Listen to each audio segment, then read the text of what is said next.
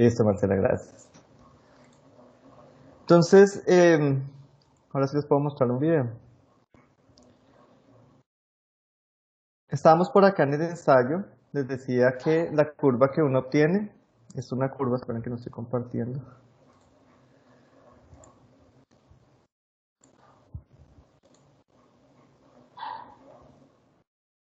La curva que uno obtiene es una curva como esta. Uno reporta, uno lee el CBR, perdón, lee su penetración, para las penetraciones definidas, uno lee los esfuerzos y lo divide entre 6.9 y 10.3 megapascales respectivamente y así calcula el CBR. Sí, es necesario también hacer una corrección a veces cuando tengo este efecto acá, normalmente asociado a acomodación del montaje que se hace para el ensayo. Es un ensayo, pues que uno está reportando, está midiendo dos valores, ¿no? Y uno cuando reporta el CBR, pues uno reporta, normalmente uno reporta el primero, el que se da a 2.4, a 0.1 pulgadas. A veces, que generalmente es el mayor, a veces le da uno más alto el de 5 milímetros o 0.2 pulgadas le da más alto. Cuando eso pasa, uno normalmente repite el ensayo, por lo menos la norma colombiana, la norma INVIAS, le pide a uno que repita el ensayo cuando le da más alto este CBR a 5 milímetros. En el caso de que uno lo repita y nuevamente le dé más alto el CBR a 5 milímetros, en este caso se reporta el más alto, es decir, el que da 5 milímetros. Entonces, para que quede claro, que quede claridad en las expresiones, vamos a ponerlas por acá. El CBR, California Bearing Ratio,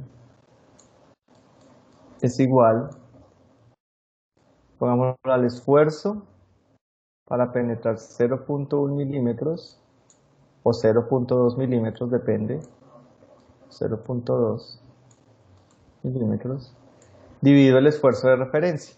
Ese esfuerzo de referencia, que es ese esfuerzo para penetrar ese material, ese agregado resistente triturado que ellos tenían, que son 6.9 o 10.3 megapascales, 1000 o 2000 PSI, dependiendo si estoy a punto 1 o punto 2, multiplicado por 100, él se expresa como porcentaje. Entonces, básicamente el CBR, que es lo que me está dando a mí, me está dando una medida, como que me está relacionando el suelo que yo tengo, las condiciones del suelo que yo tengo respecto a un suelo de referencia en porcentaje. ¿Qué porcentaje de esa resistencia que yo tengo en mi suelo actual tengo respecto a ese suelo de referencia que ensayó la gente allá en Estados Unidos, en California, cuando se inventó este índice para caracterizar el suelo? Sencillo. Entonces ese es el famosísimo CBR que nosotros utilizamos o que nosotros no, que los ingenieros de pavimentos utilizan para hacer sus diseños. Vamos a ver aquí. Este videito es un poco largo, lo iré adelantando. Entonces miremos, el equipo, si ustedes ven, es el mismo equipo que se utiliza para hacer un ensayo Proctor. Mira, aquí está el martillo, pero este es para hacerlo con el martillo grande y con el molde más grande. Este es el martillo, los moldes, la base, el collar, básicamente es lo mismo.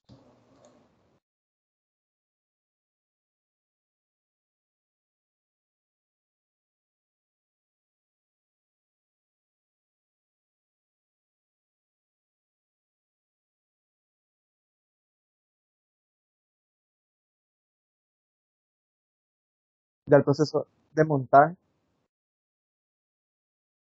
no se preocupen que el video solo tiene música.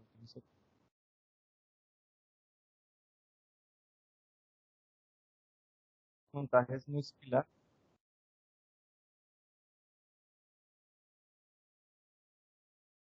Con ese papel filtro, porque después se va a hacer la etapa de saturación a través del parte inferior del molde.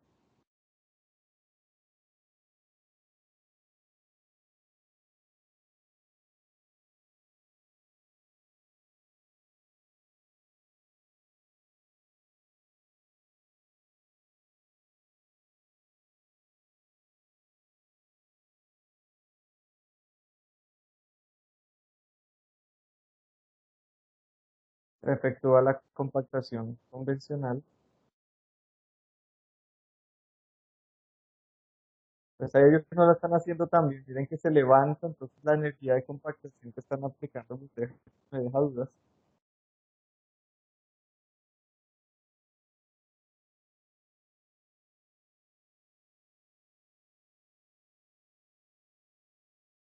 Una vez finalizan, se lleva ya a, pues, a pesarlo. Entonces, qué pena, tiene aquí publicidad.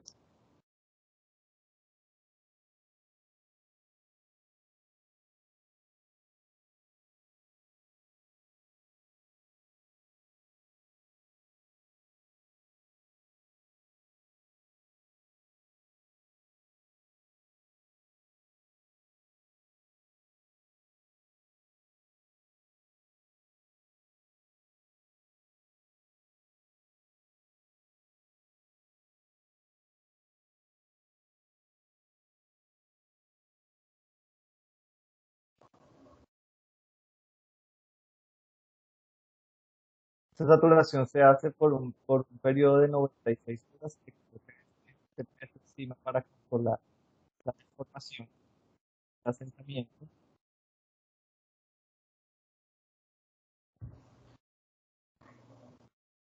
Posteriormente se hace el montaje en la prensa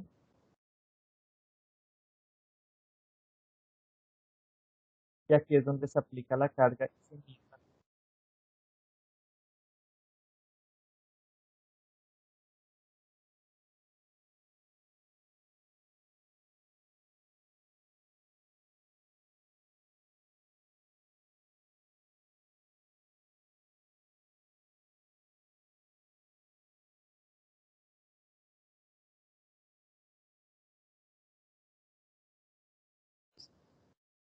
Entonces ese es de forma muy general el ensayo CBR. Nosotros en la universidad, tal vez eso fue hace 2 años, en el 2018 adquirimos un equipo que nos permite, una prensa que nos permite hacer ese proceso de generación de esta curva. Digamos que viene con una unidad de adquisición de datos incorporada y nos permite, la prensa es bastante versátil, nos permite hacer diferentes ensayos, nos permite hacer el CBR, es decir, montar ese pistón de las 3 pulgadas cuadradas para hacer el ensayo, generar la curva, pero también nos permite hacer cosas que ustedes verán en pavimentos y ya conocen, pruebas de flujo y de estabilidad para cuando lo está haciendo distintos Marshall. Entonces uno también puede cambiarle el sistema para que la prensa le registre a uno el flujo y la estabilidad de esas probetas Marshall. Entonces, pues ya tenemos, digamos que la disponibilidad de un equipo un poco más elaborado respecto al que estábamos viendo aquí en este video. Alternativamente, uno puede hacer este ensayo en campo. Entonces uno puede medir también un CBR en campo. Y ese CBR en campo, aquí lo tengo.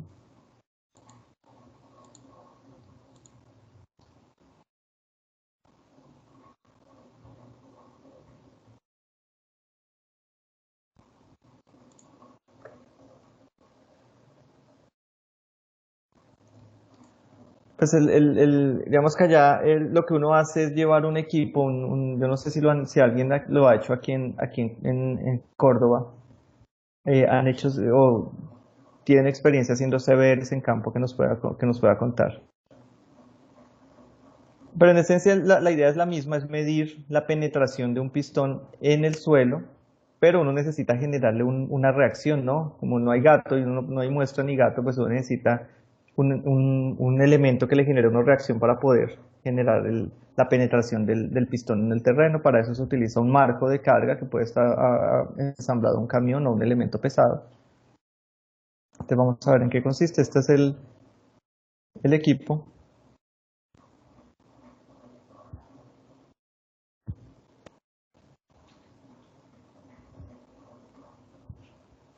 Entonces lo que se necesita básicamente es este marco y un gato y un equipo para medirla y un deformímetro para medir la deformación.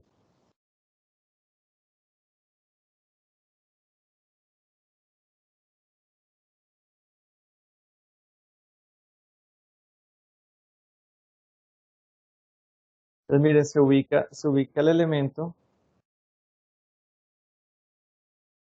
se ubica este marco de que es el que nos va a generar la reacción para poder hacer el ensayo.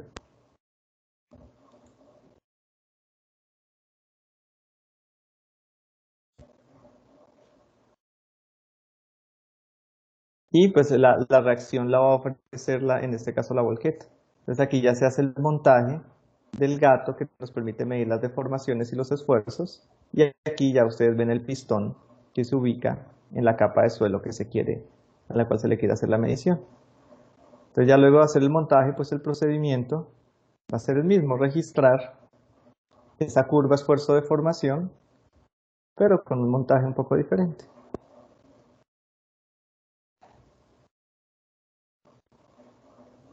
Entonces ahí lo vemos. Ya ahí va a empezar y ellos van a registrar a diferentes profundidades de penetración para diferentes desplazamientos, van a registrar el esfuerzo. Ahí tienen su deformímetro que les permite hacer esa medición. ¿Listo? A partir de eso, van y definen esta curva ya para el material de campo y se reporta un CBR de campo, prueba que por supuesto es representativa, es decir, si uno necesita conocer las características de una subrasante, pues conocer las propiedades en campo directamente es mucho más útil, porque no implica sacar la muestra y sacar, uno puede sacar e hincar un muestreador de estos en el terreno, sacar la muestra y llevarla al laboratorio, pero pues es ideal hacer la prueba en campo porque uno se evita un poco la alteración de la muestra y va a ser más parecido a la condición real de trabajo del, del- de la subrasante. ¿Listo? Entonces esa es una forma de medir esas subrasantes y el INVIAS clasifica las subrasantes dependiendo del CBR que tengan. Entonces cuando yo hablo de CBRs muy bajos, hablo de una subrasante tipo 1 del 2%, en estos casos hay que hacer mejoramientos.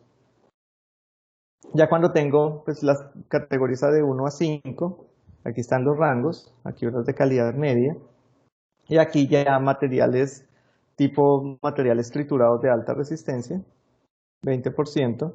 Ya tengo una subrasante 5, normalmente estas no requieren eh, modificaciones, tratamientos y van a requerir estructuras. Por supuesto que la estructura del pavimento, a medida que yo me voy aumentando la categoría, va siendo una estructura de pavimento mucho menos robusta.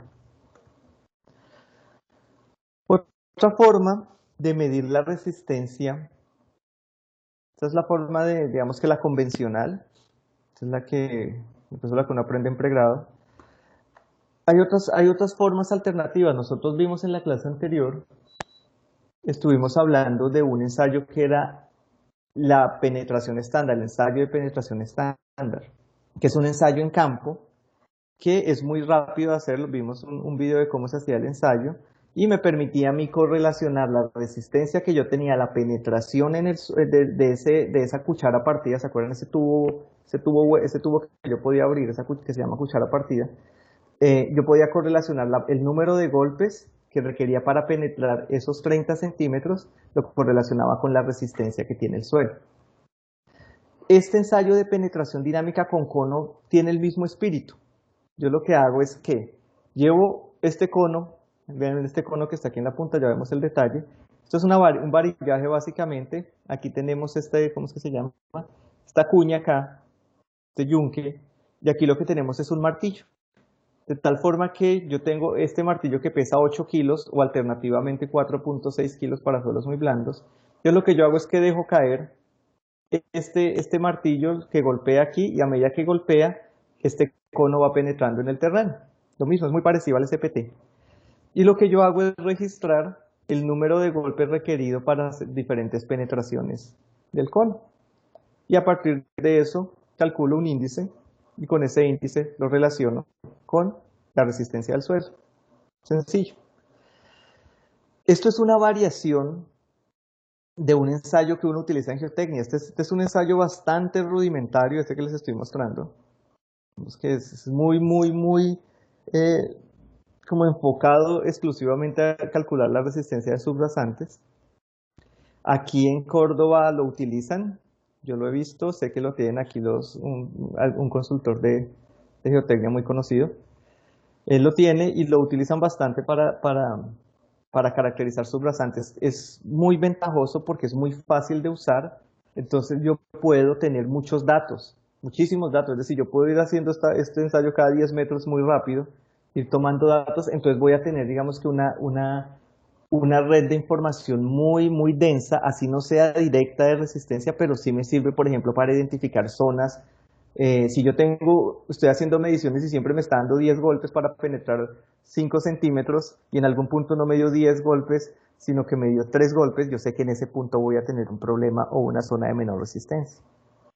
Entonces, ¿cómo podría trabajar este tipo de ensayos? Uno podría hacer este ensayo de cono, combinarlos con CBRs. Entonces, ir haciendo varios ensayos de cono y ocasionalmente ensayos de CBR.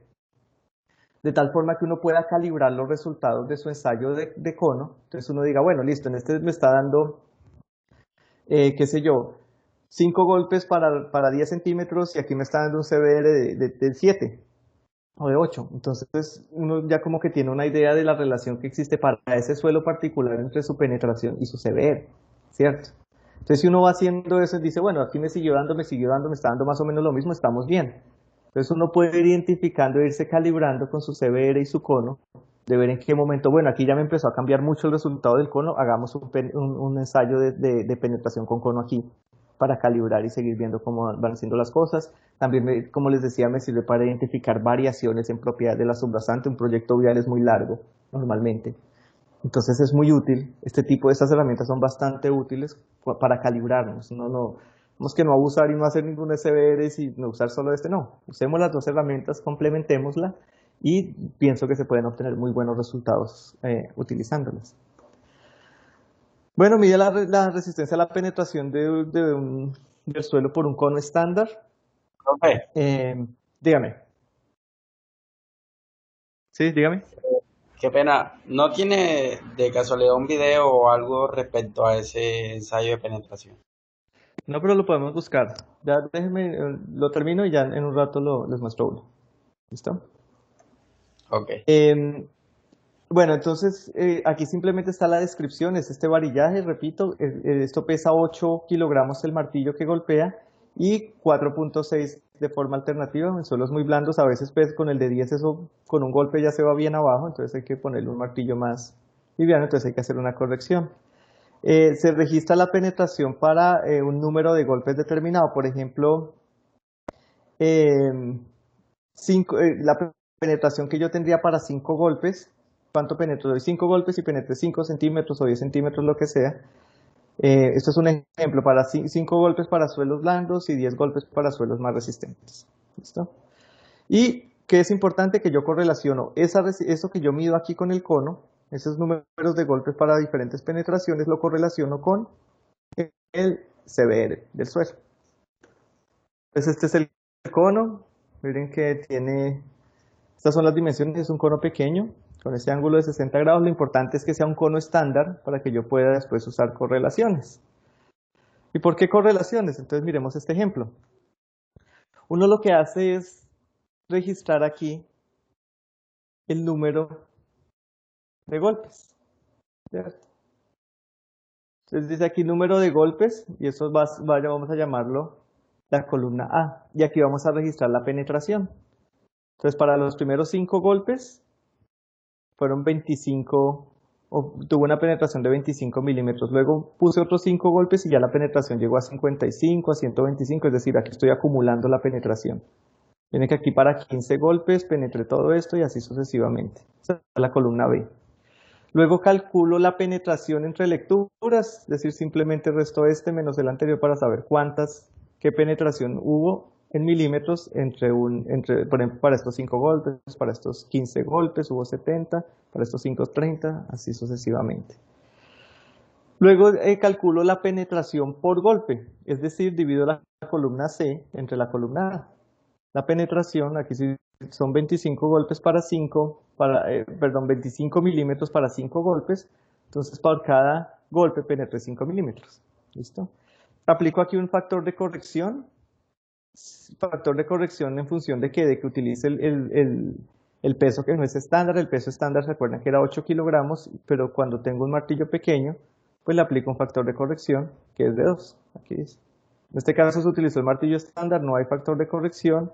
Entonces, yo calculo el índice de penetración dinámica, que es este, como el producto entre D, que es la penetración por golpe, la penetración en milímetros por golpe multiplicado por la corrección. Eso me da ese índice de penetración del cono. Y con base en eso yo calculo el CBR, y para el CBR están estas correlaciones del US Army, el Cuerpo de Ingenieros de Estados Unidos, que me relacionan el CBR para diferentes tipos de suelo con este factor de penetración con el cono. Miren que aquí está, por ejemplo, para suelos eh, para suelos CL, arcillas de baja plasticidad, con CBR por debajo de 10, y suelos arcillas de alta plasticidad para suelos CL con CBR menor a 10, y suelos y arcillas de alta plasticidad, y para suelos CR para arcillas de baja plasticidad con CBR menor a 10. Entonces aquí hay diferentes expresiones, ustedes en la literatura van a encontrar varias, pero lo importante es, aquí les dejo estas tres, lo importante es que yo puedo con eso de una forma rápida, por supuesto con criterio, claro está, correlacionar ese valor de la penetración con el cono con el CBR. ¿Listo? Entonces esa es una forma de medir la resistencia de los suelos. Ya miramos, ya le respondo ya buscamos el video, pero antes quiero que por favor, ya pasamos a mirar cómo se miden esos parámetros de esfuerzo de formación con el módulo resiliente, o el módulo resiliente y el ensayo de placa. Pero antes quiero que por favor ingresen a esta página. Profe, también podría darnos un ejemplo de cómo comparar un ensayo de cono con uno de CBR. Claro. Listo, sí, ya un momento. Ya hacemos eso. Pero por favor, mientras yo busco el video, ingresen a esta página.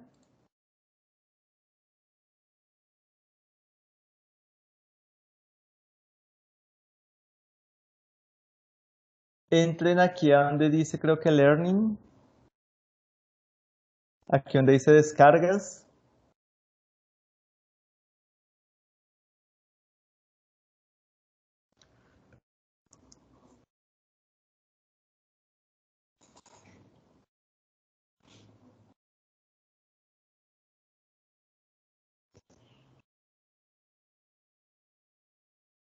Y donde dice Descargas, por favor descarguen este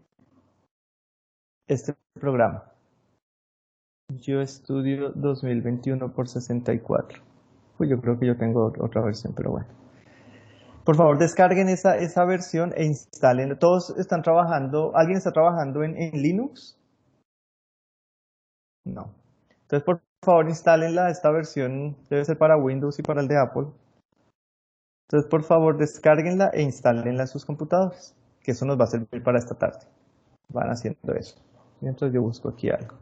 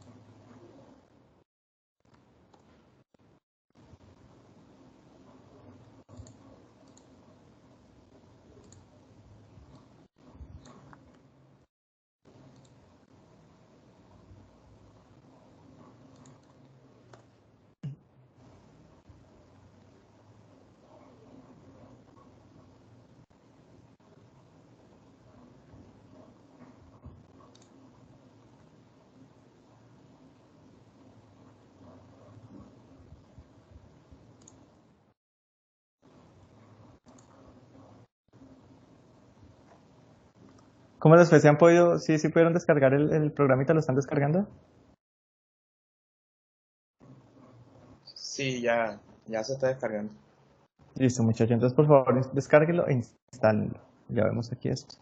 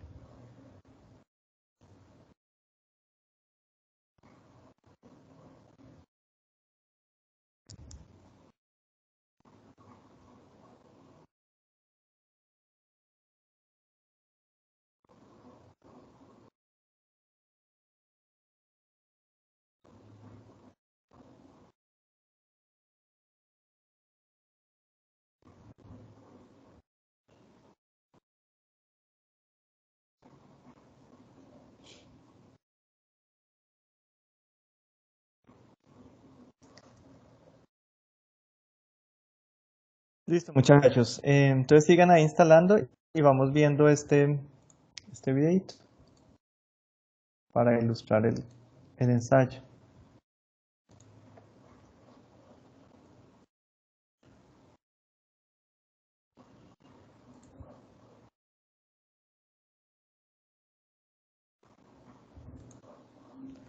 Entonces aquí vemos el varillaje que les mostraba. Aquí vemos el martillo de 8 kilogramos o de 4,6 kilogramos que se utiliza. Y este pues es el operario que debe garantizar la verticalidad. Como ven, es un ensayo bastante rápido. Vemos que el montaje es muy sencillo. Aquí este tiene adicionalmente una varilla aquí que le ayuda a garantizar la verticalidad del cono. Entonces él simplemente lo que hace es dejar caer el cono e ir contando los golpes para diferentes penetraciones.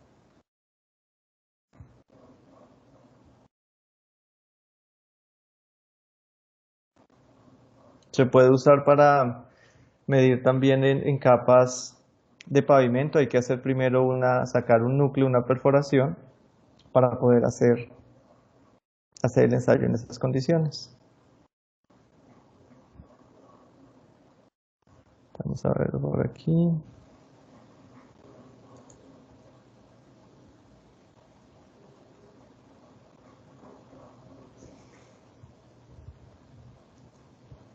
Por supuesto, eso después hay que, para retirarlo, él se va a incrustar en el terreno y se necesita un gato para poderlo sacar nuevamente. Pero es bastante sencillo. Miren que incluso eso es una varilla y que uno puede, casi que lo puede mandar a hacer. Y me preguntaban cómo sería la forma de correlacionarlo con el CBR. Creo que fue la pregunta que le entendí. Sí, profe. Listo. Entonces miremos acá. Sí, el video sí fue claro. Pues no es un ensayo complicado. Listo. Entonces vámonos aquí. Entonces pensemos aquí que queremos hacer una caracterización de un tramo, un corredor por donde se va a construir una vía. Esto es la vista en planta. Vamos a construir por aquí en alguna parte una vía en este corredor. Y esto tiene una longitud L.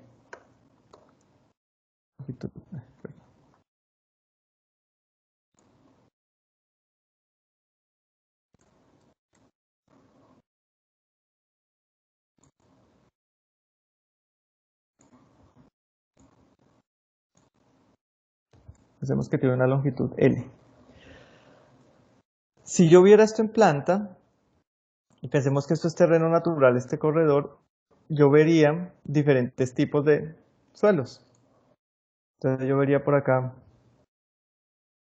qué sé yo, que por aquí había una arena y por aquí ya estoy pasando, digamos que por acá yo tengo una arena bien gradada y por aquí ya empiezo a tener un limo de alta plasticidad, que eso es un lente de limo, de baja plasticidad, perdón, y por acá voy a tener un lente de arcilla, por aquí, voy a tener una arcilla de alta plasticidad. Entonces pensemos que yo necesito hacer una caracterización de esta zona y que esto es largo, que son, qué sé yo, 1000 metros.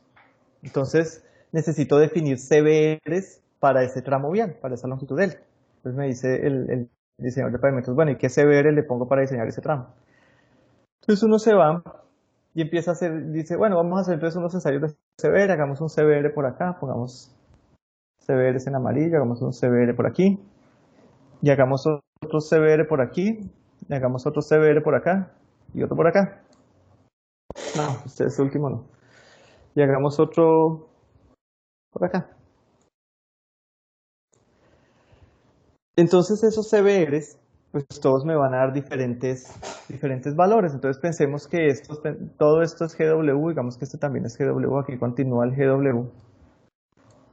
Perdón, el GW no. Bueno, sí, dejémoslo como una grava bien gradada, GW.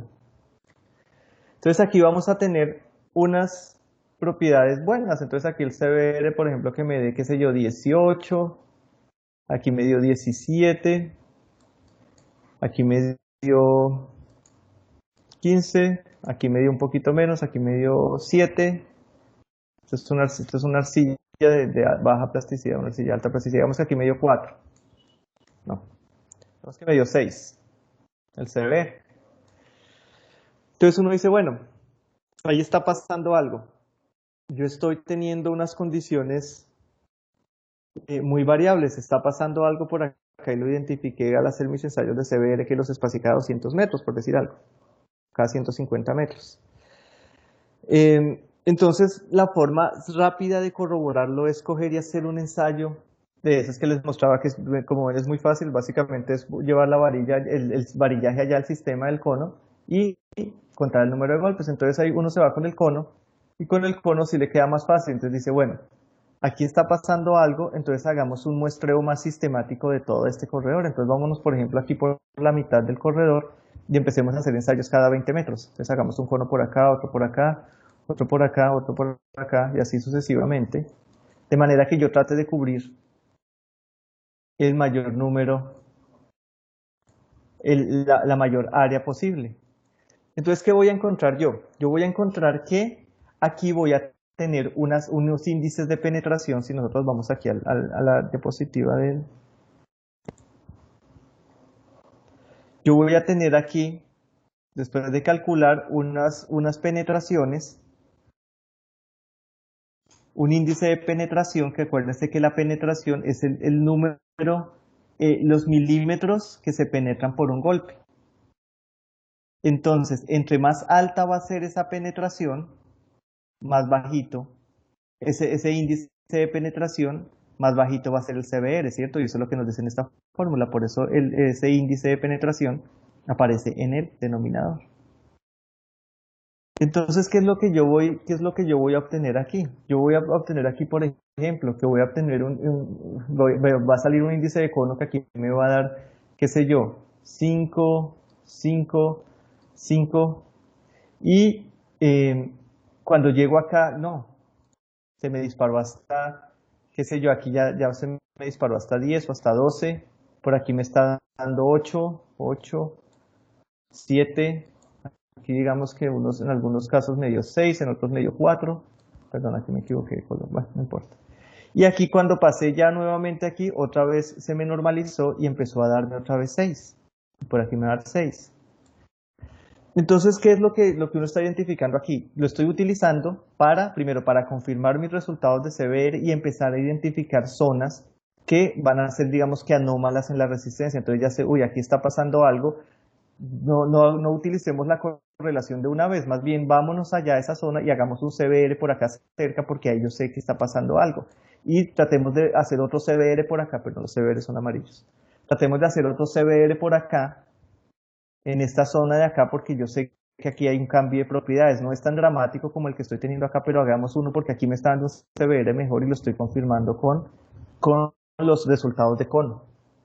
¿Listo? Entonces la idea es como robustecer la información, complementar, hacer, cómo es que le dicen a eso? Ser redundante con el tipo de información que estoy generando para poder identificar ese tipo de cosas, porque si yo no lo hubiese hecho, quizás no hubiese detectado una zona aquí que es más blanda y me hacen mi diseño y todo mi diseño me lo hacen como un suelo bueno, un GW con unos CBRs altos.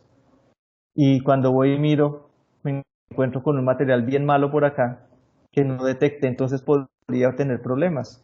Seguramente esto va a empezar a generar problemas y empezar a generar reprocesos, entonces ahora hay que ir, ya estoy en etapa de construcción y me encontré esa arcilla y entonces hay que ir al especialista en geotecnia, el interventor, el especialista en geotecnia, el interventor le va a pedir el diseño al contratista, el contratista va a tener que ir a buscar a su asesor en geotecnia para que haga el diseño y se va a ir un mes ahí en esa labor, que si uno hace bien desde el principio la tarea, complementando los equipos, lo puede hacer. Esa es como la idea, la filosofía, pues, con la que yo usaría esto.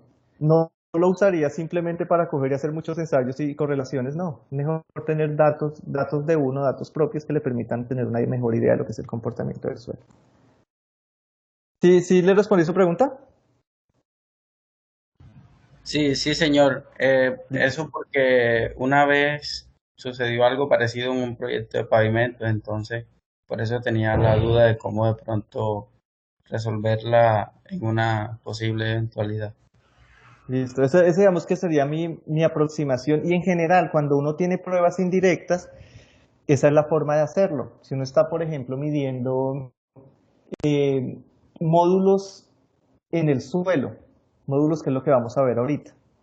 Uno, para medir módulos, uno puede hacer un ensayo triaxial, que es un ensayo complejo, ya veremos. Un ensayo costoso, un ensayo triaxial dinámico puede estar costando 2,5 millones, 3 millones de pesos, que pues en un proyecto no es tanto, pero para un estudio sí puede ser bastante dinero.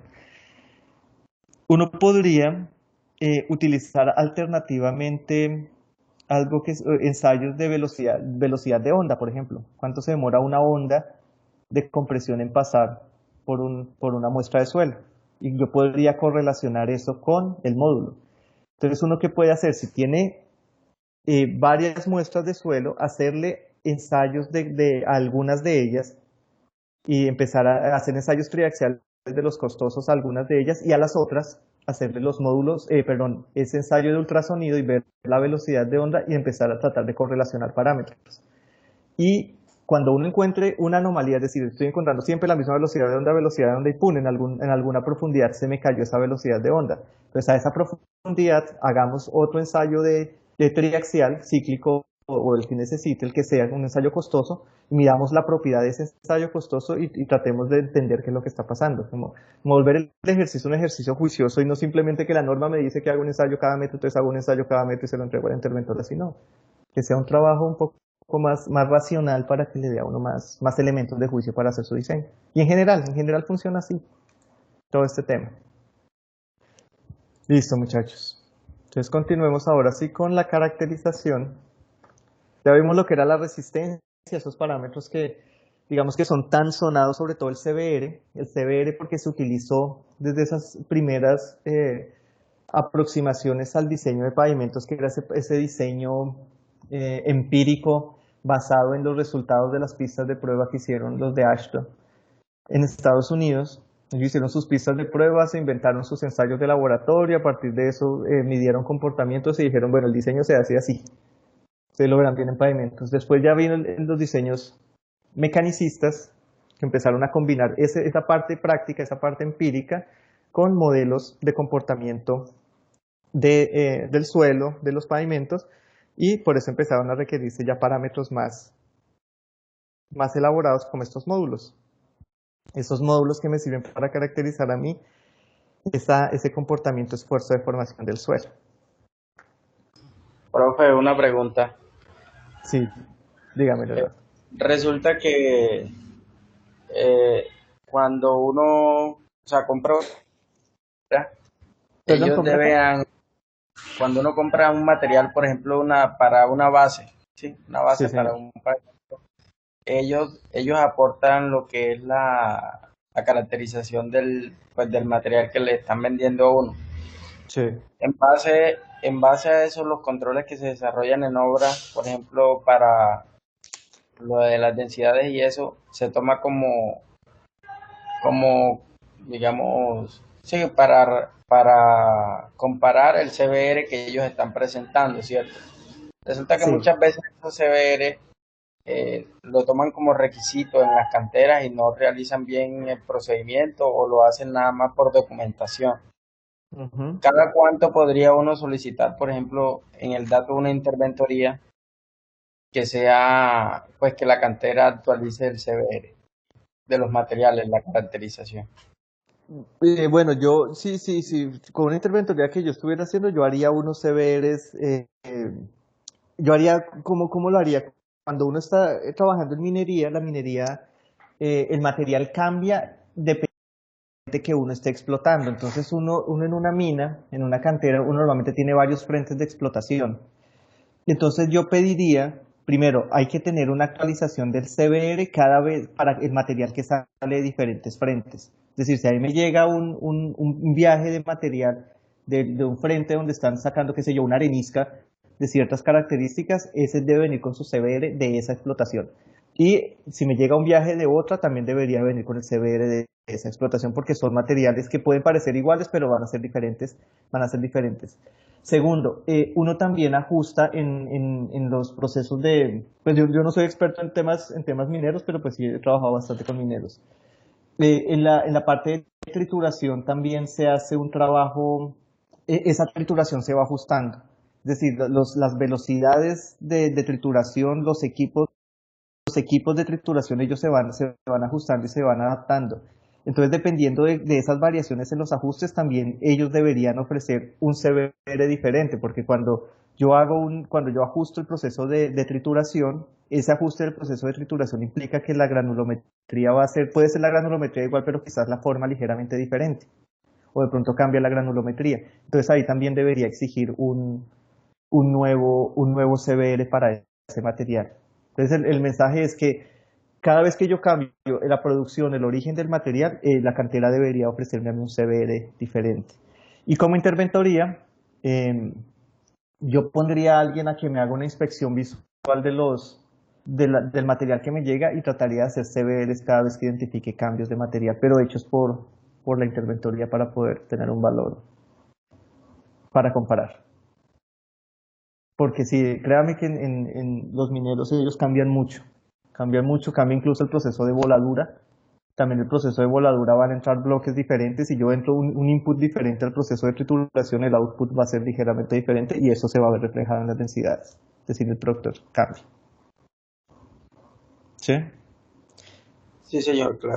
Si le respondo, es decir, no le puedo dar como una que hágalo qué sé yo, cada semana o hágalo cada 10.000 metros cúbicos, no. Es difícil sin saber el origen del material y todo eso, pero sí, los materiales cambian mucho. A veces incluso uno, por ejemplo, está haciendo una visita en una mina, entonces están trabajando ahí, están excavando y uno va y se da cuenta que hay una grieta arriba, haciendo una visita de geotecnia, pues que es lo que yo hago.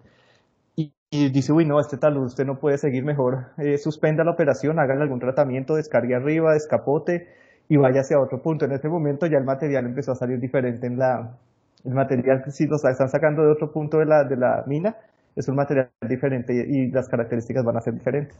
Puede que no sea mucho, pero es mejor evaluarlo. Habría que ser juiciosos con ese tema. Yo no estoy muy al tanto ya de ahí para allá cómo es el tema operativo, pero sí, no debería cambiarlo cada vez que hace esos cambios de material. Ok, Profe, gracias. Listo, Leonardo. profe, Dime, Melia. yo le quiero hacer una consulta. Cuéntame. Si de pronto, bueno, en una obra sucede esto, que yo llego a la obra ya pues, digamos que está en un 50% y cuando yo llego, ya el contratista me dice que la subrasante fue mejorada, pues yo no estuve al inicio de la obra. De pronto eso está pasando cuando o sea, hay un cambio pues de administración. Entonces uno necesita pues recibir la obra, pero ya uno sospecha que de pronto no la mejoraron, pues teniendo en cuenta todas las especificaciones establecidas en el proyecto. ¿Usted me recomendaría para yo de pronto avalar eso o aprobar el respectivo pues pago? Usted sabe que pues hay que garantizar que el trabajo esté bien hecho, ¿cierto?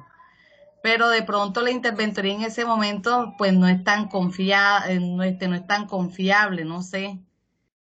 Si de pronto hay esa duda, usted me garantiza que realizando unos CBR del estrato de suelo ya conformado, entre su base y base, sí me va a generar de pronto un resultado aceptable. Bueno, pues tanto como garantizarlo, no, pero sí, mejor dicho, tu duda es cómo tú comprobarías que efectivamente se hizo ese mejoramiento si tú pues, no lo viste, ¿cierto? Sí, y yo Estás más como o me menos. amparo, o sea, Ujú. o sea, explicar, o sea, tratar yo de tener algo escrito, así sea del geotenista, que me asegure que lo que ellos o sea, hayan hecho esté bien. Listo. Yo cómo Eh, actuaría ahí para yo corroborar ese trabajo que yo no vi. Sí, sí, te entiendo. Pues normalmente uno cuando hace asesorías, uno normalmente llega a mitad del proyecto siempre, lo lo llaman cuando la entidad le pide algo a uno. Entonces, bueno, primero uno trata de avalar solamente lo que uno por lo menos puede o ve. En el caso de que uno tenga que revisar eso, primero yo dejaría muy claro que estoy haciendo yo llegué después a hacer el trabajo y que estoy haciendo es una verificación de que se cumpla lo que está establecido en los términos de referencia y en los diseños. Entonces, por ejemplo, en el caso de que se hizo el mejoramiento, se hizo o no se hizo, pues uno puede levantar todo el pavimento y mirar. Pero hay alternativas. Uno puede, por ejemplo, hacer eso, lo que tú dices, un CBR, ir a hacer un CBR, hacer un apique, ir a hacer un CBR en campo hasta la subrasante y verificar, bueno, a mí el estudio de suelos me dice que cuando se haga el CBR de este material, el CBR de ese material debe ser, qué sé yo, 7 de esa subrasante. Entonces hice mi ensayo, hice 3 ensayos y uno me dio 7, el otro me dio 6.8, el otro me dio 7.5. Entonces se está cumpliendo verificar que los trabajos, uno no va a decir, yo no diría explícitamente que se hizo el mejoramiento, se puede decir, con los trabajos efectuados se alcanzan los requerimientos mínimos de comportamiento mecánico que establece el diseño. Entonces, en ese orden de ideas, el pavimento debería comportarse según lo especificado en los diseños por el diseñador y por el contratista. Uno no dice primero ni que se hizo, uno no va a ser explícito diciendo se hizo el mejoramiento y el comportamiento va a ser excelente, no. Hay evidencia de que el comportamiento, de que se cumplen los lineamientos y el comportamiento según estos lineamientos debería ajustarse a lo que está diciendo el contratista. Yo lo haría en esos términos porque pues yo es que he trabajado mucho con abogados y me tocó conocer así como no tan contundente en esas afirmaciones. Hay otras alternativas.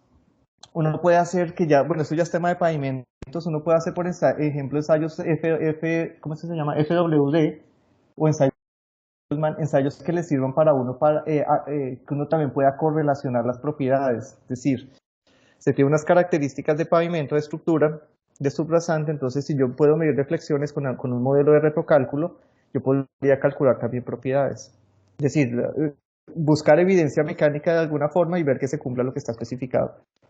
Sería la forma de hacerlo, pero pues eso sí ya no tiene nada que ver con este tema, pero sí siendo muy cuidadoso con el lenguaje, no ser tan contundente para no echarse encima responsabilidades que probablemente no son de uno. Porque Profe, si uno dice, bueno,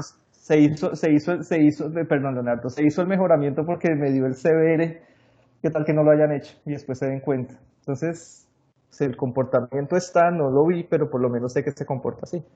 Yo lo haría así, para cuidarme un poco y como para no torpedear el proceso, porque pues uno está trabajando allá, para darle continuidad, flujo a las vainas, pero sin comprometerse, porque tampoco es culpa de uno que uno no esté allá. ¿Sí? pro- profe, le toca que Melida le pague la, la asesoría, que la secretaria de Planación pague la asesoría. No, pero esa sería la forma de hacer ese tipo de cosas. Yo les comentaba cuando me presenté que yo trabajé varios años haciendo seguimiento a obras, entonces me tocaba lidiar mucho con todo este tipo de problemas. Y créanme que el lenguaje que uno utiliza, las cartas que uno escribe, todo eso después, como que uno es esclavo, el dicho es uno es esclavo de lo que dice y dueño de lo que calla, algo así. La forma como uno escribe finalmente todo es evidencia, toda esa evidencia queda en las carpetas de las entidades, en los archivos, y pues todo eso es lo que coge uno como ingeniero cuando está revisando ahí un problema, y pues, de ahí, pues si eso es lo que hay, de ahí se agarra uno, entonces hay que ser muy precavido, sobre todo por el lenguaje de los abogados. Los abogados después cogen todo eso, sacan unos párrafos de una carta, lo meten en una resolución y eso se ve una vaina terrible, entonces sí hay que ser muy cuidadosos con los términos que uno utiliza cuando está, y sobre todo cosas con las que uno no estuvo. Esos son temas bueno, son temas complicados, pero son temas de la cotidianidad de todos nosotros. Eso sí. Listo, muchachos. ¿Alguna otra pregunta? Sí te respondí tu pregunta, Mélida. Eso es algo que actualmente me quiere pasar. Sí, Entonces, sí, pues yo con voy a eso solicitar eso. sí, hay que tener Oiga, mucho profe, tacto. profe, Frente, Andrés. yo pienso que en ese caso, eso sucede comúnmente cuando hay un cambio de administración y ya hay un contrato ejecutando. Pero a su vez uno para salvaguardar su integridad, ese contrato tiene una interventoría contratada, lógicamente, ¿cierto? Es decir, que en todos esos procesos que ellos dicen, debieron existir una serie de informes, una serie de ensayos, unos registros fotográficos. Entonces, pues por acá la Secretaría de Obras Públicas, en ese caso, se coloca a evaluar todos esos informes cuando existe el cambio de administración. Y pues si ellos ven que todo está normal en los informes pues, los diseños actuales, los pavimentos construidos se han comportado bien, pues dejan que sigan construyendo. Pero ya en caso de que digamos que, como dice Mélida, que ella no está segura, que pasó algo, la vaina, pues ya ahí la interventoría sería directamente responsable por falsificar un informe o cualquier ese tipo de cosas. Ya uno ahí puede salvaguardar su integridad. Sí, sí, tienes razón. Sí, Sí, Andrés, lo otro que también deberían tener en cuenta ahí es si hay un acta de ítem no previsto, o sea, una aprobación por parte de la Secretaría de Planeación pues, de la administración pasada, porque ya en esta otra administración no pueden aprobar un ítem que ya se realizó y que se construyó. No, mira, todas esas cosas yo las tengo claras. En papel está todo perfecto, pero cuando uno va a la obra, hay ciertas personas que le dicen, ingeniera, nosotros aquí estamos preocupados porque ese material que colocaron ahí, lo trajeron de tal parte. Y cuando me dicen que lo trajeron de tal parte, ya yo conozco el tipo de material y sé que no está establecido dentro de las especificaciones del contrato. Entonces uno se tiene que alarmar. sí, Entonces, sí, es. mira, en estas cosas hay veces que la persona que te firma un documento a veces hasta por el dinero se dejan comprar. O sea, créeme que en esto uno se encuentra miles de cosas en una obra. Sí, Entonces ya llega de pronto esa persona que viene como que a dar el último toque final y por lo menos yo trato de hacer mis cosas bien. O sea, yo trato ya si otro se equivoca o si otro quiere pues tener intranquilidad en un futuro, pues que la tengan ellos, pero por lo menos mi prioridad siempre es hacer las cosas bien aunque gane menos. Entonces, siempre uno cuando pasa eso que la comunidad le informa, ya hay una alerta, ya uno se tiene como que pellízcate porque algo está pasando. Entonces, sí, eso es lo que pasa. muchas gracias. Sí, tienes toda la razón. Uno, pues sí, las evidencias existen, pero a veces las cosas, una foto a veces, pues una foto es un instante, ¿no? Los informes están ahí. Hablábamos ayer con Melia, decía, revisa bien esos informes de laboratorio a ver si no son iguales los datos de varios proyectos. Es decir, hay muchas cosas ahí ya que empiezan a jugar, y en este tema de la geotecnia se presta mucho para eso, porque finalmente pues se hacen unas recomendaciones, pero eso no se ve. Después se construye, eso quedó todo Así es. tapado quedó tapado la subrasante, quedó tapado las capas glandulares, quedó tapada la cimentación. Pues sí, creerle, porque qué más. Entonces, Y con decirle algo de mucha experiencia. De pronto hay que mejorar un tramo de 500 metros y toman fotos en puntos, en puntos críticos, no más en 500 metros, de pronto mejoran 100 y le van tomando fotos hasta 50 metros, después se van a otro tramito de 20 metros y a la final algunas entidades, bueno, algunos municipios, porque eso a mí me ha pasado en otros municipios, uno detecta, oye, no hicieron el mejoramiento en los 500 metros, sino aproximadamente en 100 metros en diferentes puntos. Ahí es donde quieren jugársela y cobrar lo que inicialmente está establecido. Entonces, eso sí ha pasado.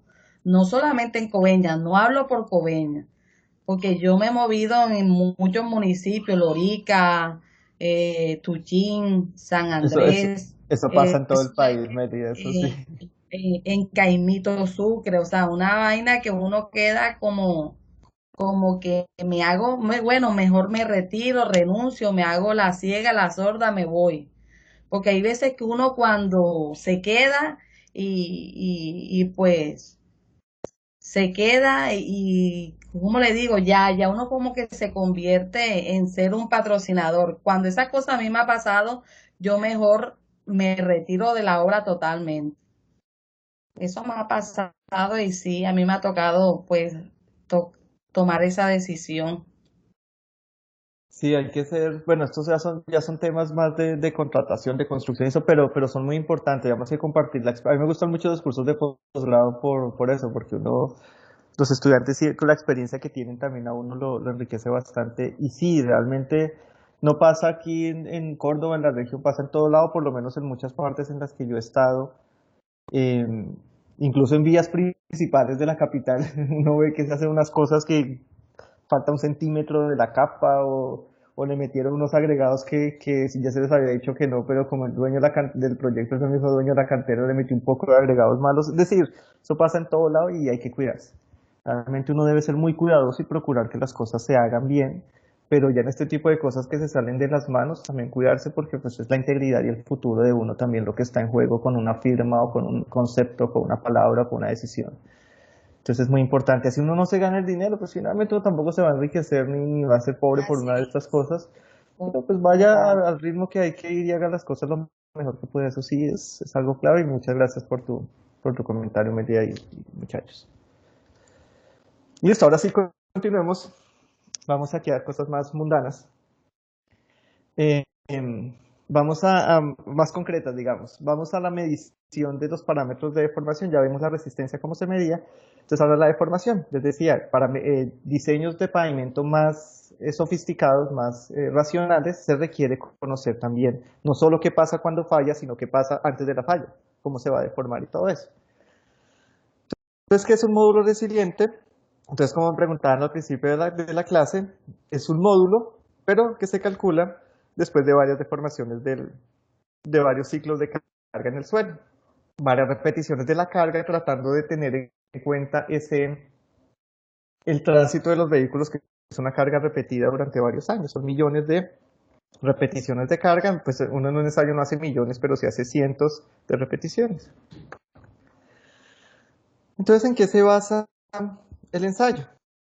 Pensemos que yo tengo aquí esta curva, aquí tengo en el eje vertical la deformación, mira una deformación que llamo de sub n, y yo empiezo a hacer ensayos de carga-descarga que tratan de representar el flujo el paso del vehículo. Entonces cargo, descargo, perdón, cargo, descargo por acá. Cuando descargo se recupera casi toda la deformación, recuerden la deformación está en la parte vertical, entonces una deformación elástica que se recupera, pero queda siempre un remanente de deformación plástica. Entonces repito el procedimiento cientos de veces, 200, 500 veces. Aquí lo ven. Y al final, después de varias repeticiones, eso como que trata de generarse una franja. Y aquí lo que voy teniendo es que la relación o la pendiente aquí de esta línea, esta pendiente aquí, esta que estoy marcando aquí, como que va siendo igual. Esta pendiente, esta inclinación aquí es igual a esta, es igual a esta. Esa inclinación acá, esa pendiente, es el módulo resiliente, es decir, la relación entre el esfuerzo que estoy aplicando y la deformación plástica que estoy teniendo. Y la deformación plástica no, la deformación recuperable que estoy teniendo, el E sub R. Entonces, miremoslo acá. Con base en esto, yo defino el módulo resiliente como el esfuerzo que estoy aplicando, ese sigma D, ese esfuerzo desviador que estoy aplicando, esfuerzo desviador, dividida la deformación. Entonces va a ser una medida de un módulo. Entonces va a ser la pendiente de esta curva.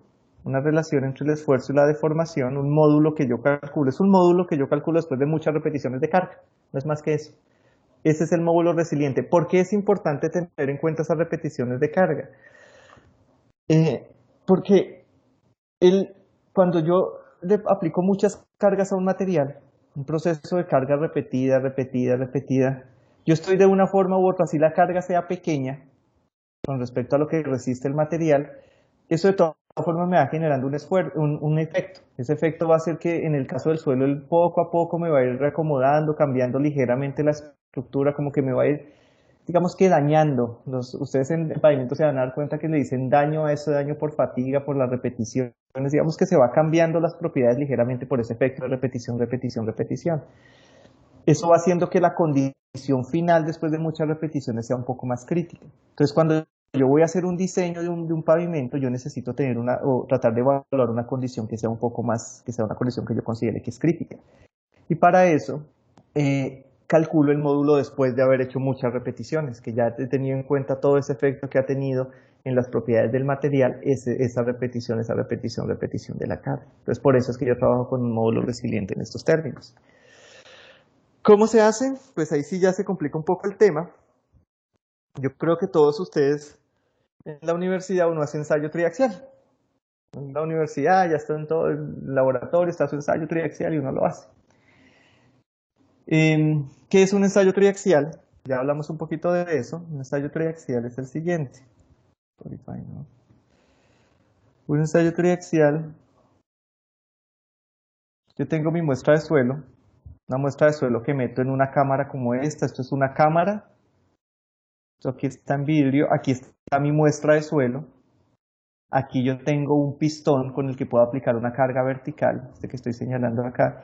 Y aquí, en esta cámara, yo puedo llenar esa cámara de líquido y con ese líquido yo aplico una presión lateral, una presión de confinamiento lateral con un agua aquí que está a presión. Yo controlo la presión del agua a través de unas válvulas.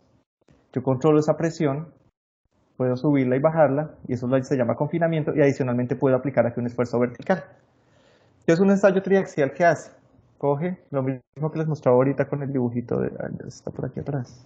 Vamos a hacer. ¿Qué es lo que hace ese ensayo triaxial? Yo tengo mi muestra de suelo que está metida ya en la cámara y en una primera instancia aplicamos un esfuerzo de confinamiento que lo aplico con el agua, un esfuerzo de confinamiento que llamamos un esfuerzo sigma cero, un esfuerzo sigma cero, que el esfuerzo horizontal va a ser igual al esfuerzo vertical, sigma cero.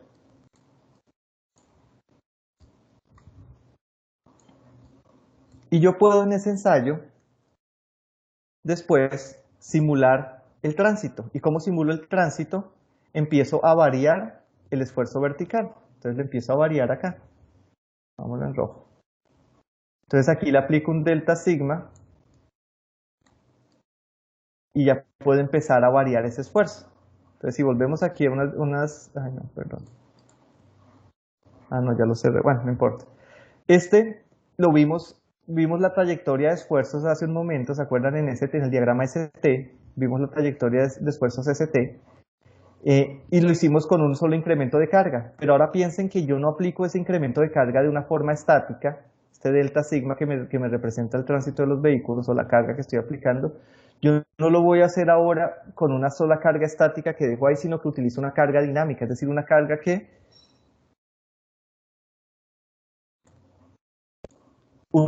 voy aplicando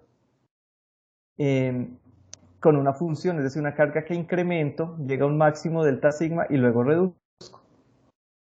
Vuelvo y aplico, ese es un pulso de carga. Vengo con mi carga, la aumento, llego al máximo y se reduce como una forma sinusoidal. La incremento, la reduzco, la vuelvo cero, esa es una repetición. Luego vuelvo e incremento la carga hasta que llega a delta sigma y la reduzco. Y así sucesivamente hago varias repeticiones, unas 200 o 500 repeticiones, depende del proyecto, pero el caso es que yo hago varias repeticiones de carga y luego de esas varias repeticiones de carga, yo voy a medir el módulo de deformación. Entonces lo que yo voy a estar registrando es siempre curvas esfuerzo deformación para diferentes incrementos de carga. Lo vamos aquí. Eso es lo que estoy tratando de representar acá. Aquí el esfuerzo horizontal lo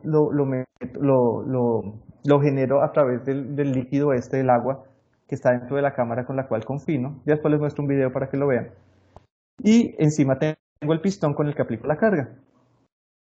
Con este pistón aplico una carga y esa carga es la que es una carga sinusoidal, que es una carga que dura 0.1 segundo. Aplico pum, si quito, pum, quito, como pulsos de carga que aplico. A ver, aquí.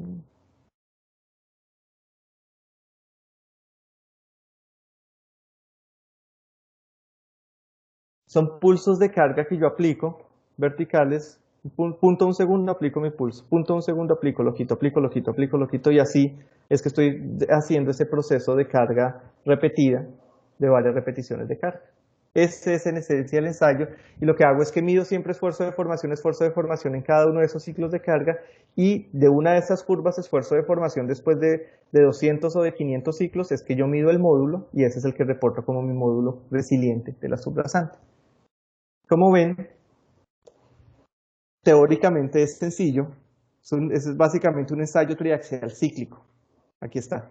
Está en la norma INVIAS, es la norma INVIAS 156, ahí pueden ver todos los detalles de las dimensiones. Esto es una cámara más grande que la que se usa, que la que uno usa en geotecnia normal. Les cuento un dato, yo hago ensayos a veces cuando necesito mirar temas de efectos de voladuras en taludes. Yo hago ensayos cíclicos, mando a hacer, pues porque yo no tengo un equipo de estos, ojalá. Mando a hacer ensayos de estos cíclicos. Ese ensayo cuesta más o menos 3 millones cada uno para una muestra pequeña, una muestra de 5 centímetros por 10 centímetros. Este ensayo pues yo realmente nunca lo he mandado a hacer, porque debe ser bastante costoso. Creo que solamente las universidades tienen este equipo. Que yo sepa lo tienen 2 en Bogotá, no sé qué otras universidades tendrán, no sé si en Sincelejo lo tienen. Este triaxial para cíclico más grande, que ya vamos a ver que es bien grande. No sé si ustedes, los que son graduados de allá, saben si allá lo tienen. Ese equipo es muy costoso, pues en la Universidad de Sucre no lo hay. No, yo creo que ese equipo debe estar, yo creo que, yo les cuento, yo hace unos años que estaba trabajando en un proyecto del IDU, por unas transferencias compramos un equipo, un triaxial cíclico, pero los convencionales, pero cíclico para la Universidad Nacional, y en ese momento, estamos hablando hace unos 12 años, ese equipo nos costó como unos 600 millones de pesos. Pero para muestras pequeñas, yo creo que para estas muestras grandes ese equipo debe ser muy costoso. Realmente no sé quién lo hará, pero pues ese es el ensayo, muchachos. Se utilizan aquí unos LDBT, que son unos equipos que a partir de resistencias miden las deformaciones, con relación con resistencia eléctrica miden las deformaciones que se registran en el elemento. Bueno, aquí ya depende del tipo de... Uno puede utilizar un pistón que sea neumático o que sea hidráulico, ya depende de lo sofisticado que sea el equipo. Se trabajan esfuerzos de confinamiento bajos, es decir, este esfuerzo horizontal que yo coloco es bajo porque en los suelos, algo que se me olvidó comentarles, si yo tengo, no se los dije, si yo tengo un esfuerzo vertical, el esfuerzo horizontal en un suelo normalmente es función del esfuerzo vertical y está relacionado con un coeficiente de presión de tierras K.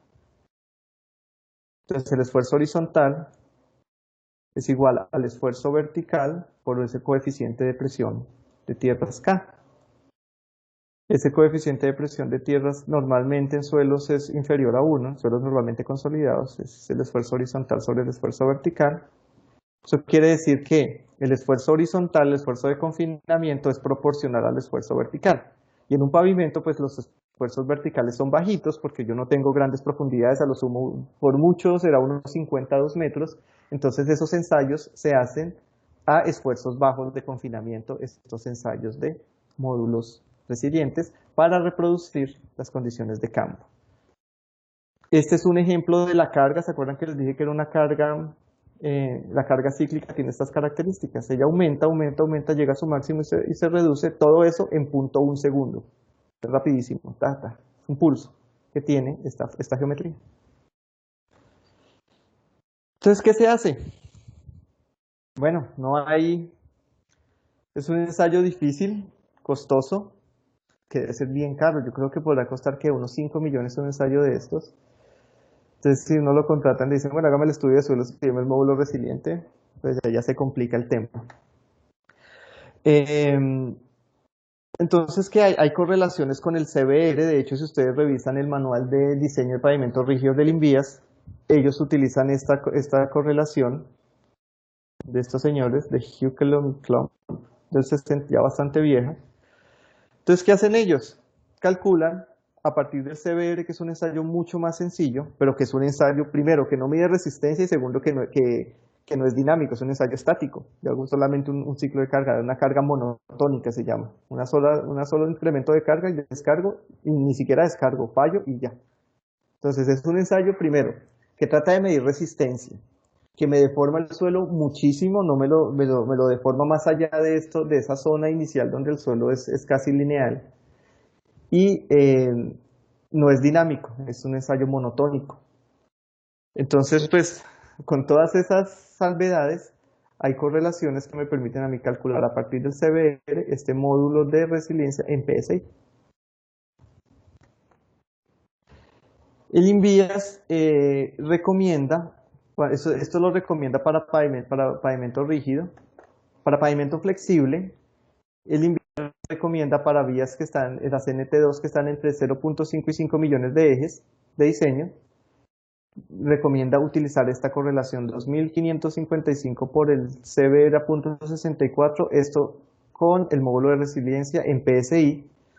Y esta es una correlación de esta entidad. Por supuesto, es una correlación que no se sacó aquí en Colombia con los materiales colombianos, sino con los materiales allá en Estados Unidos. Entonces, pues, es lo que hay, una correlación, pero pues hay que tener cierta reserva cuando uno recomienda esto. Cuando tengo vías, no sé por qué no quedó eso, bueno, no importa. Cuando tengo vías que son un poco más de más tráfico, las NT3, el INVIAS recomienda utilizar esto. Utilizar una correlación o calcular el módulo resiliente utilizando esta correlación, que es una correlación mucho más elaborada y requiere de ejecutar varios ensayos de módulo resiliente. Entonces, ¿qué es lo que trata de mostrar esta ecuación? Miren que esta ecuación está en términos de estos dos parámetros.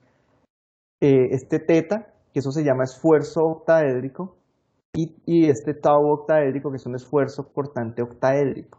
Está en términos de la presión atmosférica. Esto solamente es para normalizar. Cuando yo divido una presión entre otra presión, pues ya puedo utilizar este exponente aquí porque normalizo mi expresión. Aquí también la normalizo. Simplemente esto solamente es para normalizar. Y está en términos de unos coeficientes K1, K2 y K3. Entonces, ¿qué es lo que quiere decir esa expresión en términos sencillos? Esto, teta y tau, eso se llaman esfuerzos, invariantes de esfuerzos. Es decir, son esfuerzos o son expresiones, son valores que no cambian si yo cambio el plano en el cual estoy mirando mis esfuerzos. Entonces miremoslo por aquí, una explicación así rápida. Entonces, si yo tengo aquí un estado de esfuerzos en un suelo, pensemos que es bidimensional, en un elemento de suelo. Yo tengo un esfuerzo aquí que llamemos sigma vertical y llamemos a este sigma horizontal. Entonces, cuando yo tengo un estado esto se llama un estado de esfuerzos del suelo. Los esfuerzos son tensores. ¿Qué es un tensor? Un tensor, o el esfuerzo es un tensor porque a mí me interesa saber, además de la magnitud del esfuerzo y de su dirección como un vector, a mí me interesa saber en qué plano está actuando. Yo, por ejemplo, debo ser explícito en decir que este esfuerzo vertical actúa sobre este plano, que este esfuerzo horizontal actúa sobre este plano. Y para definir el estado de esfuerzo, yo debo conocer esos dos esfuerzos, debo conocer en qué plano están actuando, por eso es un tensor. Entonces, si yo roto mis esfuerzos, si yo, por ejemplo, ya no quiero calcularlos en este plano, sino quiero calcularlos en estos planos azules, que están rotados, mis esfuerzos van a ser diferentes. Aunque esté para el mismo elemento de suelo, que es el mismo estado de esfuerzos, aquí ya van a ser, como yo roté, pues aquí va a tener un esfuerzo, llamémoslo sigma, qué sé yo, no le pongamos teta, llamémosle sigma A y sigma B. Sigma A y sigma B van a representarme el mismo elemento de suelo bajo las mismas condiciones, pero está rotado, entonces cambia. Y después estas magnitudes sigma A, sigma B van a ser diferentes a sigma vertical y sigma horizontal. Entonces el esfuerzo es un tensor. Entonces uno, para evitarse la complejidad que eso implica, uno trabaja en términos de las invariantes de esfuerzo. Y entonces las invariantes, esas que yo les dibujé ahorita, S y T, que aquí está T en el eje vertical y aquí está S en el horizontal, S lo que trata de medirme son estos esfuerzos normales y T trata de medirme los esfuerzos cortantes que se desarrollan en las diferentes caras. Un esfuerzo cortante aquí que son paralelos a las caras y los esfuerzos normales son estos. Entonces yo con T trato de medir los esfuerzos cortantes, que son los que me van a generar la falla, y con S los esfuerzos normales, ellos no me generan la falla. Entonces cuando él les está hablando esta expresión del INVIAS, del Instituto Nacional de Vías, trabaja en términos de tau, de teta y de tau octaédrico, esos son expresiones que me miden lo mismo, me miden el esfuerzo normal, una invariante de esfuerzo normal, esto sería teta y esto sería el tau octaédrico, pero ya en una condición más general. Entonces son expresiones, nosotros vimos que T era muy sencillo, T era sigma 1 menos sigma vertical menos sigma horizontal sobre 2, sigma H menos sigma B sobre 2.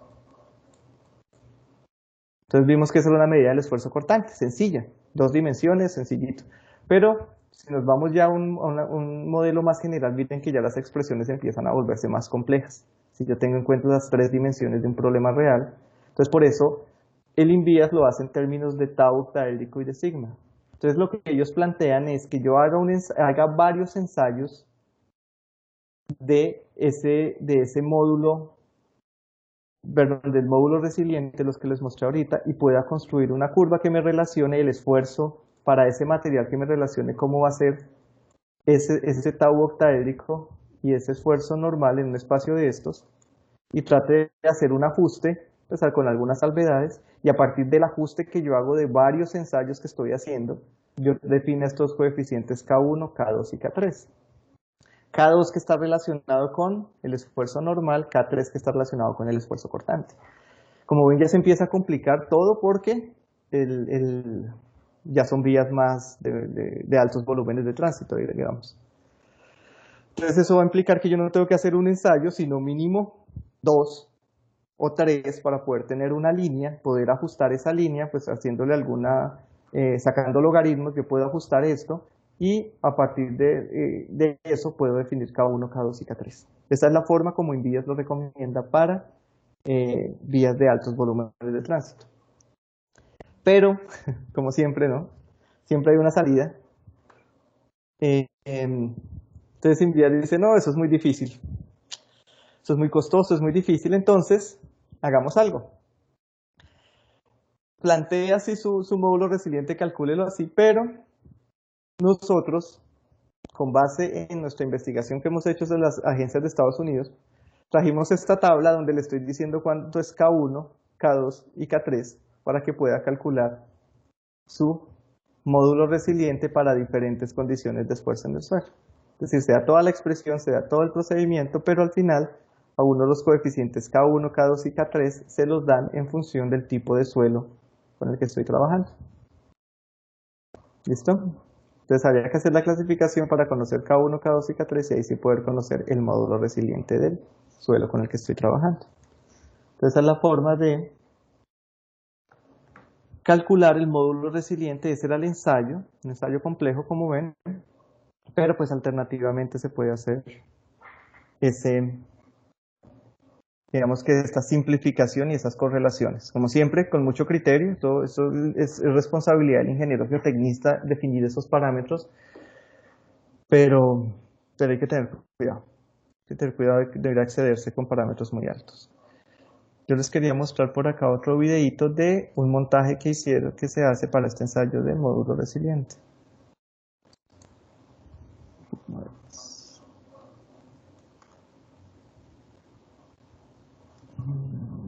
Módulo resiliente.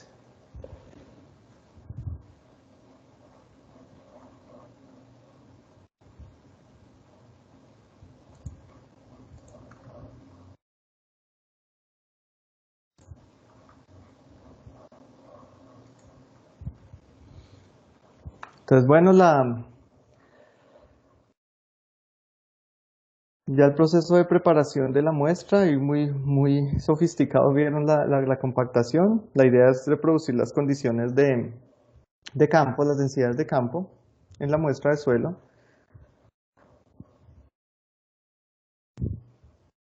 Y generar la probeta para el ensayo. Como ven, es una probeta bastante grande, no es el típico núcleo de 2 pulgadas por 4 pulgadas que se tiene, sino que miren el tamaño del montaje que se requiere. Ahí está ya la muestra a la que se le va a hacer el ensayo, conformada según las características de humedad y de compactación definidas para el proyecto. Y si es con mejoramiento, lo mismo. Se hace según la dosificación que se generó. Se le mide la humedad, por supuesto, hay que corroborar que se hizo bien, que se llegó a la humedad objetivo y a la densidad objetivo. Bueno, el hombre aquí va despacio. Entonces aquí veíamos la muestra. Entonces que veamos el montaje.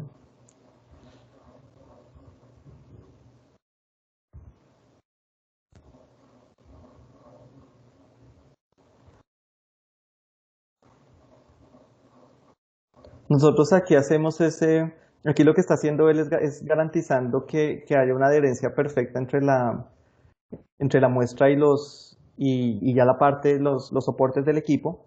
Nosotros hacemos eso aquí, yo no sé si ustedes lo hacían también en la universidad, que uno le ponía azufre encima de la muestra, uno trataba le ponía azufre encima para que el acople fuera un poco mejor. Entonces aquí lo que está haciendo es mejorar con esa pasta el acople.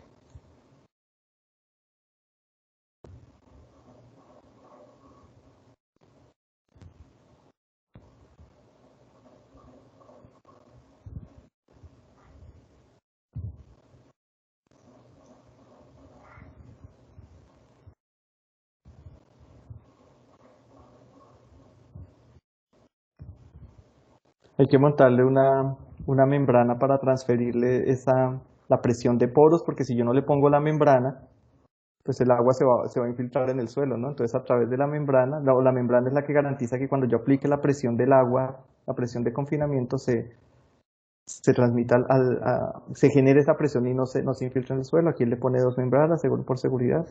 Y ya cada quien tiene ahí su forma de manejarlo.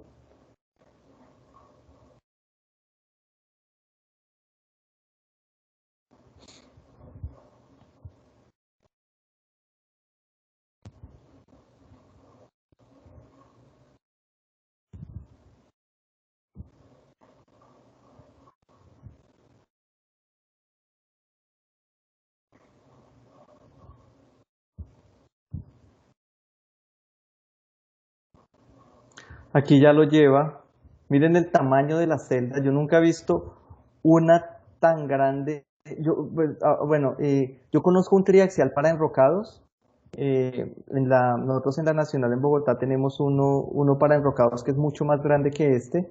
eh, pero ese equipo tiene, digamos que tiene muchas adaptaciones. Ha habido que hacerle modificaciones y son modificaciones hechas por la universidad. Pero un equipo así especializado para pavimentos de este tamaño, si no, yo no lo he visto. Yo no lo he visto, pues.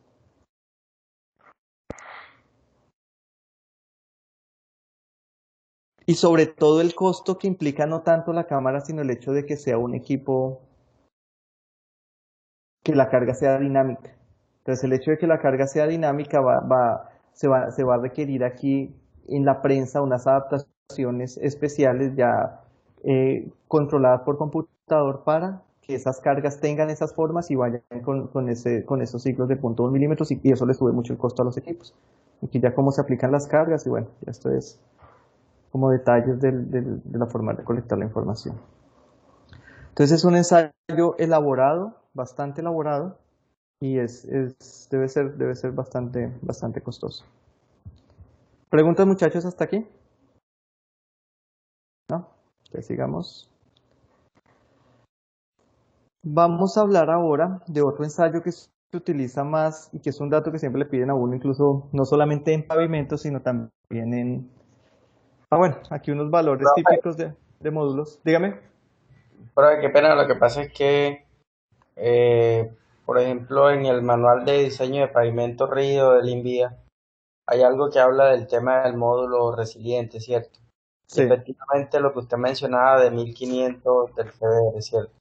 Ujú. Entonces, a mí me quedaba una duda una vez que leía el manual, específicamente dice que en el que el módulo resiliente en PCI, el coeficiente de 1500 puede variar de 750 a 3000.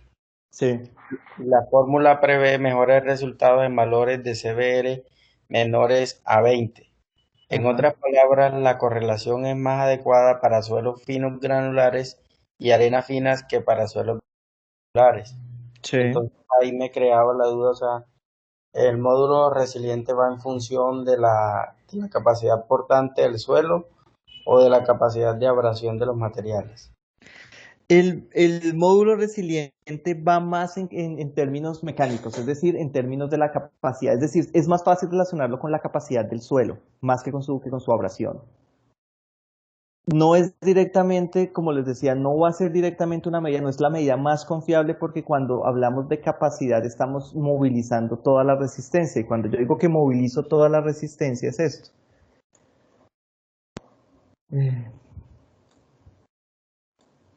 Cuando digo que movilizo toda la resistencia es que cuando yo mido un módulo resiliente, el módulo que yo estoy midiendo con esas cargas, ya después de muchas repeticiones y todas esas arandelas, es un módulo que está por acá.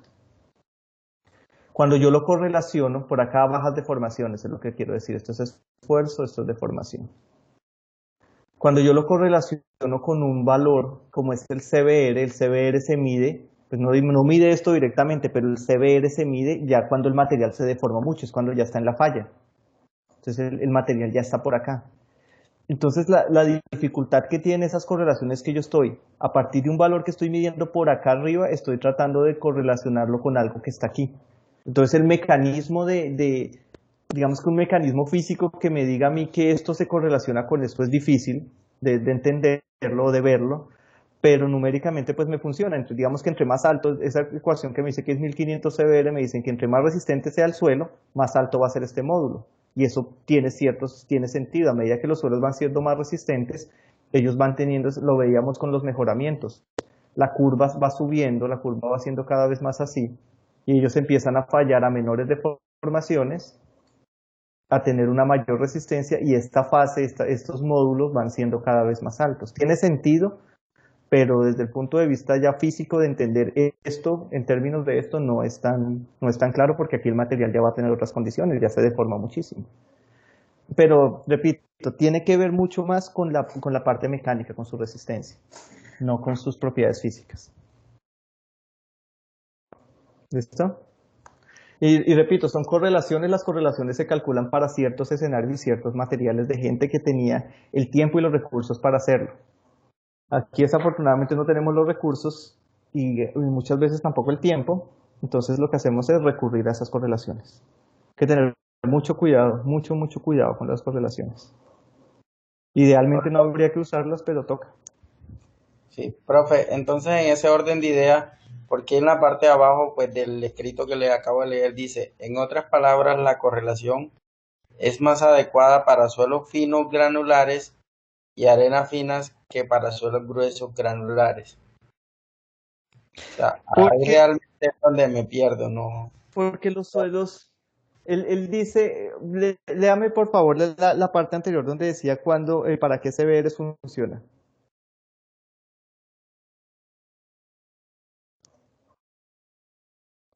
Usted me dijo, la fórmula funciona mejor cuando el CBR es...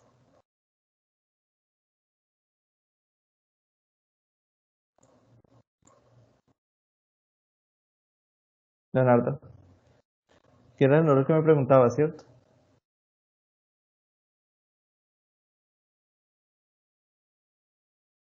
Perdón, profe, que tenía el micrófono apagado, ya le Ah, vuelvo a ok. leer. Listo. Dice, el coeficiente de 1500 puede variar de 750 a 3000. La Ujú. fórmula provee mejores resultados para valores de CBR menores a 20. En otras palabras, la correlación es más adecuada para suelos finos granulares y arenas finas que para suelos gruesos granulares. ¿Por qué? ¿Por qué este comentario final? Porque em, siendo el mismo material, siendo el mismo, con el mismo origen geológico, yo voy a tener una mayor resistencia cuando tengo un suelo granular que esté triturado, por ejemplo, voy a tener una mejor comportamiento mecánico y ese mejor comportamiento mecánico se va a ver en un CBR más alto. Si yo tengo un CBR alto, va a estar por encima de esos 20 que dan ellos ahí de referencia, entonces la fórmula no va a funcionar bien, va a funcionar bien en materiales que tengan CBRs menores como esas arenas que le está describiendo ahí. Repito, es una descripción muy general, pero se refiere a eso, a la que esos materiales granulares van a tener un CBR mayor, es decir, una resistencia, un comportamiento mecánico mayor en términos generales que unas arenas, que unas arenas. Es eso a lo que se refiere ahí, más que a su textura o que a su abrasión. Ah, ok, eso por ejemplo como cuando empezamos la primera clase que nos explicaba de los porcentajes de vacío entre partículas y eso.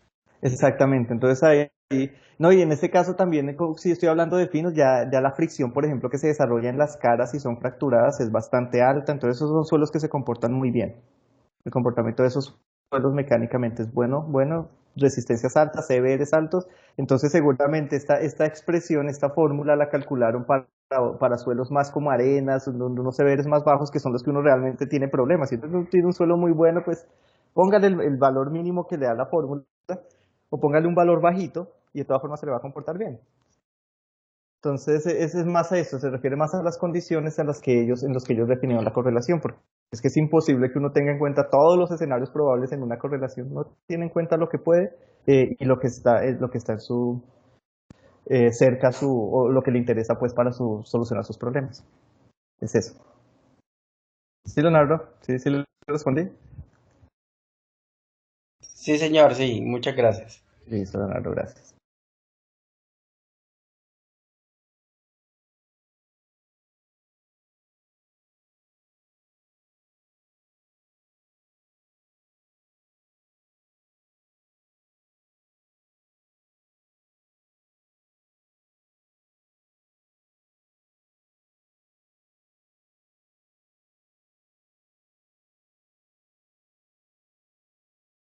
Perdón, yo tenía el micrófono cerrado. Les contaba que dependiendo del tipo de subrasante, uno las puede asignar o va a tener unos módulos típicos unos módulos resilientes típicos. Em, Van a ver ustedes en pavimentos que cuando uno hace diseños de pavimentos, uno debe tener en cuenta las condiciones climáticas. Las condiciones sí, ambientales hay que tenerlas en cuenta y eso va a afectar los módulos. Entonces allá les van a explicar y según el manual INVIAS también lo pueden consultar. Hay unas formas de afectar esos valores, de reducir unos coeficientes de corrección, digamos, en términos de las condiciones climáticas del ensayo respecto a las condiciones, por ejemplo, de temperatura, de humedad y todo eso que se tienen en las obras. Entonces hay que hacerle una afectación ya cuando se va a hacer un diseño de pavimentos. Ahora miremos esto, que me parece también muy interesante, y es el tema de estos módulos para las losas de concreto.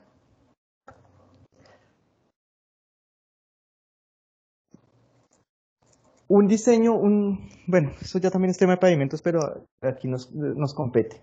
Cuando uno hace un diseño de un pavimento rígido, ustedes recuerdan que los pavimentos rígidos, el mayor aporte estructural, es decir, la mayoría de las cargas la va a soportar la losa.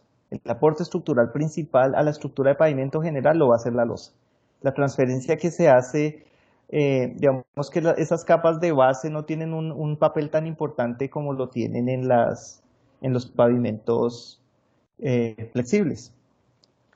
En ese orden de ideas, uno de los modelos que se utiliza para hacer un diseño de pavimentos es montar una losa sobre unos resortes.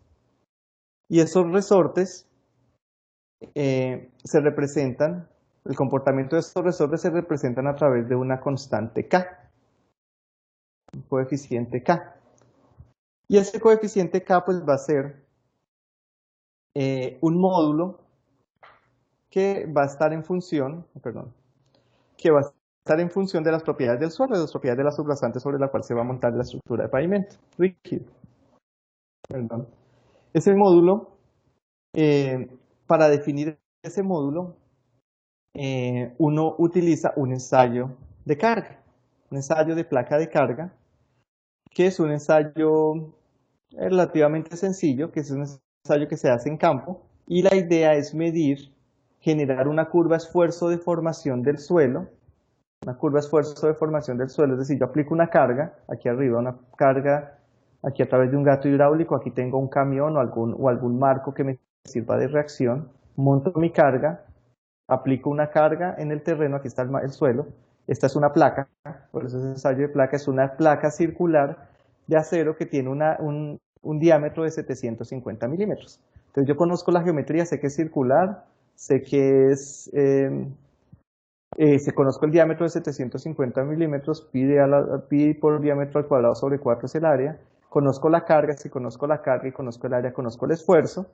entonces aplico aquí una carga en superficie, la transmito al terreno aquí a través de la placa y voy midiendo las deformaciones que voy obteniendo a medida que voy haciendo el ensayo.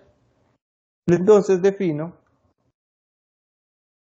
esa rigidez de estos resortes, la defino como la relación K, la relación entre el esfuerzo aplicado, el esfuerzo que estoy aplicando, es decir, la fuerza sobre el área, dividido la deflexión que mido a medida que incremento la carga. Entonces es una relación esfuerzo, en este caso no deformación, sino asentamiento, desplazamiento, así mido esa rigidez K. ¿Qué unidades va a tener esto? Si esto es un esfuerzo y esto es una distancia, esto está en metros y esto está en newton por metro, digamos que en kilonewton por metro cuadrado y esto está en metro, ¿qué unidades tiene esto?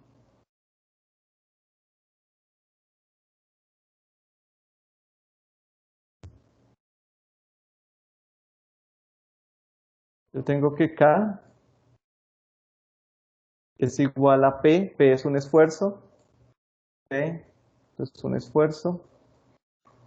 un esfuerzo que está expresado normalmente, expresa los esfuerzos en kilopascales o en megapascales, esto está en newton, en kilonewton por metro al cuadrado, son las unidades de esfuerzo, fuerza sobre área, y abajo tengo un desplazamiento que para ser congruente con las unidades está en metros. Entonces aquí voy a tener kilonewton por metro cuadrado sobre por metro cuadrado sobre metro. Entonces las unidades de K van a ser kilonewton por metro cúbico, es decir, van a ser unidades de fuerza por unidades de longitud al cubo. Esto no es un peso unitario, son unas unidades muy curiosas, pero son las unidades de esa rigidez. Las rigideces normalmente se expresan en kilonewton metro cuadrado, pero con este ensayo de placa de carga, por lo que yo estoy midiendo aquí son desplazamientos, me queda con esas unidades de kilonewton por metro cúbico. Entonces el cálculo es muy sencillo. Miren, aquí les estoy mostrando un ejemplo de los resultados que se obtienen. Entonces aquí, ¿qué registro? Registro el esfuerzo, que yo mido la carga y tengo el área, conozco el esfuerzo, y a medida que conozco el esfuerzo, que voy ampliando el esfuerzo, pues se va incrementando la deflexión. Aquí estoy trabajando en sistema imperial PSI, pulgadas por pie cuadrado y en pulgadas. Entonces, aquí lo estoy midiendo para dos materiales. Este